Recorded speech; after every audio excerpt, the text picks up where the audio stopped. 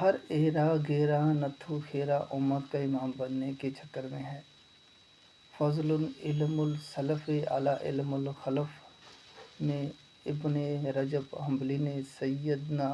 معروف کرخی کا فرمان نقل کیا ہے: اذا اراد اللہ بعبد خیرا فتح لہ باب العمل واغلق عنہ باب الجدل، وَإِذَا أَرَادَ اللَّهُ بِعَبْدِهِ شَرًّا أَغْلَقَ عَنْهُ بَابَ الْعَمَلِ وَفَتَحَ لَهُ بَابَ الْجَدَلِ۔ جب اللہ رب العزت کسی بندے سے بھلائی کا ارادہ فرماتا ہے تو اس کے لیے عمل کا دروازہ کھول دیتا ہے اور جھگڑے کا دروازہ بند کر دیتا ہے، اور جب کسی بندے کو شر میں مبتلا کرنے کا ارادہ فرماتا ہے تو اس سے عمل کا دروازہ بند کر دیتا ہے اور جھگڑے کا دروازہ کھول دیتا ہے۔ یعنی ہر بات کا جواب دینا، ہر ایک سے مناظرے کی کوشش کرنا، ہر اہم کی باتوں پر عملی دلائل کے انبار لگانے کی کوشش کرنا وغیرہ، ان باتوں سے بہت بہتر ایک بار سبحان اللہ کہنا، 2 رکعت نماز پڑھنا ہے۔ فتنہ باز عبادت اور ذکر اذکار سے زیادہ مناظرے اور مباحثے کی طرف جاتا ہے، کیونکہ شیطان اسے یہ وسوسہ ڈالتا ہے کہ عبادت تیرے ذاتی فائدے اور مناظرہ یا مباحثہ یا رد مخالف کرنا دین کی حمایت ہے،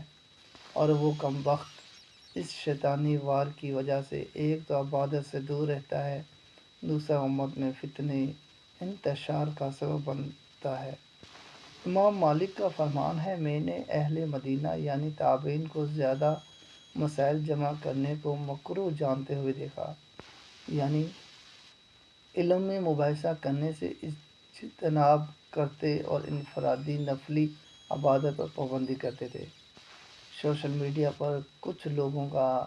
ہدف اصلی اور مقصد اول ہی یہ ہوتا ہے کہ